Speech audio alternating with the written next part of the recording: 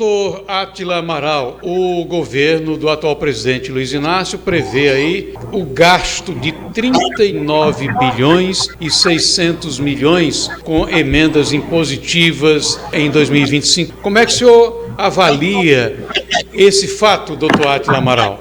No imediato, é um processo, no meu entendimento, de cooptação do Congresso. E com essa quantidade de verba, na verdade, é um dinheiro reservado para a pressão política, para o convencimento. Essas emendas, se nós voltarmos a um cenário anterior a 2015, não havia as emendas impositivas. As emendas eram liberadas dependendo de quem?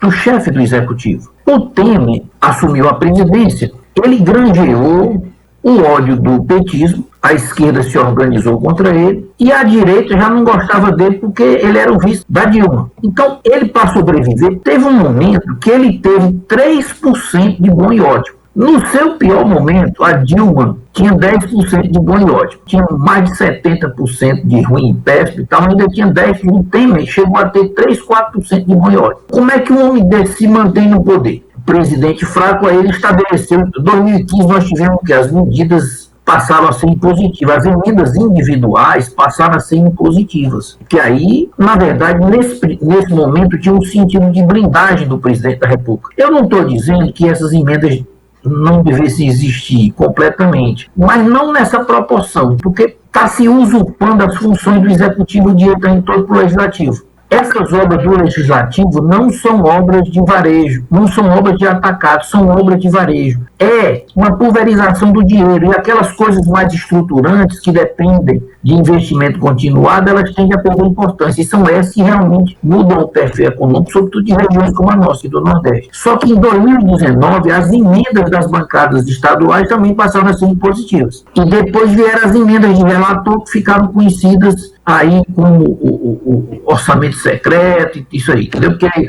é secreto porque tem só o nome do relator, não tem o nome, você consultando lá o sistema, ele não dá o nome dos beneficiários, nem especifica exatamente as obras. Isso traduz, por um lado, uma grande dependência do executivo em relação ao legislativo, e no caso do governo Lula, esse processo dele de cooptação do Congresso. Porque no caso do governo Bolsonaro, como ele tinha um judiciário muito hostil, essas emendas eram uma sobrevivência. E no caso do Lula, não, o judiciário é extremamente dócil aos reclamos do governo. E aí ele tem o quê? Um instrumento de cooptação. Por outro lado, o legislativo vai avançando nas atribuições do executivo até um dia ele encostar no canto da parede e vai dizer: nós queremos o parlamentarismo, porque são eles que estão mandando mesmo. Isso gera uma situação em que o legislativo não fiscaliza e só legisla quando o interesse é quando tem o executivo ali para bancar com as emendas, para persuadir, porque a persuasão aqui não é capacidade argumentativa não, viu, Érico? Persuasão aqui é capacidade de liberar emenda. Isso não fragiliza a República, doutor Átila Amaral? Fragilizou, né? A República já está fragilizada, Erivan. A Constituição, pelo menos na educação, existe mais ou menos um entendimento que o Estado cuida do antigo segundo grau, que é o ensino médio, o ensino básico é da prefeitura. 2015, as emendas viraram impositivas, as individuais. 2019, viraram impositivas as emendas das bancadas estaduais. E aí sobrou que as emendas do relator, que é o famosíssimo orçamento secreto, que o PT dizia que era o demônio e agora casou-se com o demônio, né? Há uma distorção grande. Para botar as coisas no eixo, é preciso dizer a verdade, e não tem quem queira, porque a chance do sujeito ser abatido antes dele chegar ao poder dizendo a verdade é grande, porque é uma confusão grande, né?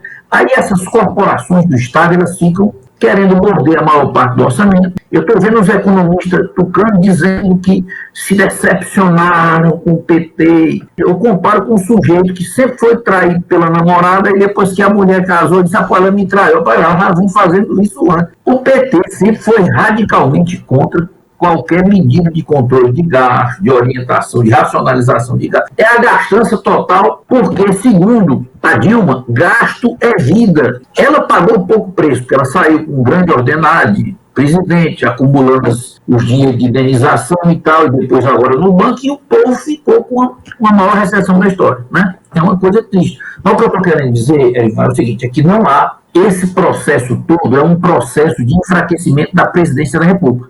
A esperança do Lula é chegar a um momento em que ele assambarque todo o poder, que ele não vai mais depender dessas emendas, que ele não vai mais... Mas até lá ele vai fazer o rito, né? Porque ele tem que agradar, porque isso vai viciando as bancadas. Doutor Átila Amaral, não é um prenúncio que alguma coisa está sendo feita pelo sistema para tirar Lula e colocar Geraldo Alckmin?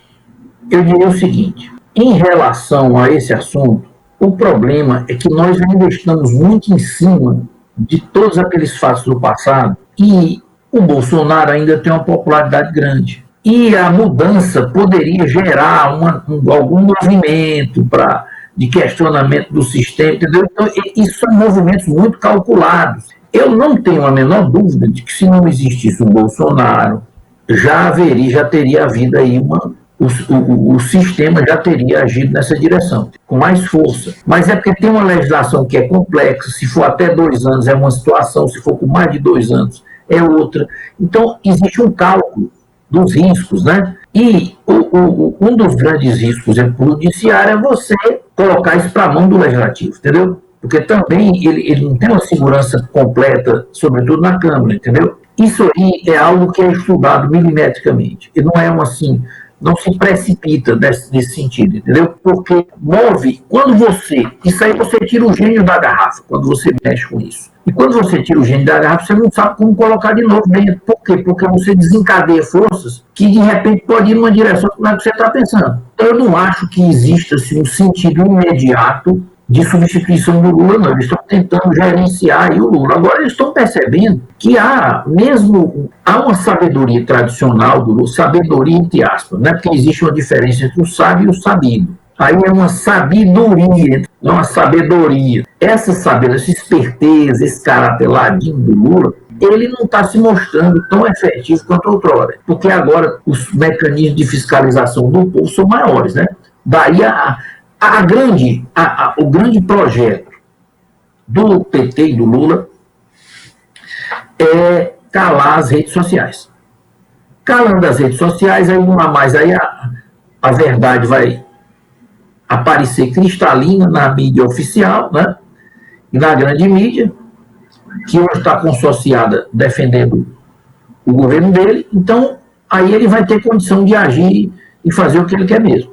Mas, como isso ainda não aconteceu completo, ele está tendo dificuldades, né? Agora, essa questão do Lula, da culpa, né?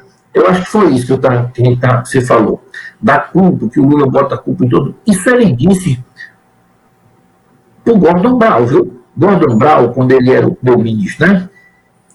Lá do inglês, ele disse isso o Lula disse isso para ele, que bota a culpa, aí vai aumentando a esfera do nível da culpa. Até no final da conta, o pobrezinho do capitalismo vai sofrer, né? Tem aquele conto do Machado de Assis que um vai botando a culpa no outro, até que o sujeito vai para a rua e dá um chute no cachorro. O cachorro aí vai ser o capitalismo. Quer dizer, não, isso é o capitalismo culpado, entendeu? É por aí, entendeu? Mas é um exercício mesmo de se isentar das suas responsabilidades. Isso aí, ele é um mestre nisso, né? De se isentar das responsabilidades. E conta com a conivência da mídia. Aumentou queimada, aumentou uma série de situações desfavoráveis e a mídia não diz nada contra ele, né? Parece que o culpado aí passa a ser forças alienígenas passam a ser culpadas disso, né? Ele não tem nada a ver com isso. Então, nisso aí, nessa questão retórica, eles sabem fazer bem, por isso que estão sobrevivendo muito tempo no poder. Mas a situação não é boa, né? A situação econômica não me parece boa, não é uma situação ainda completamente desorganizada, mas é um momento que, no meu entendimento, não é muito favorável a ele. Já teve mais desfavorável, mas não é tão favorável assim. Então, é nessa mornura, né, que o país está. Por quê? O Lula, se tivesse uma oposição minimamente organizada, ele já teria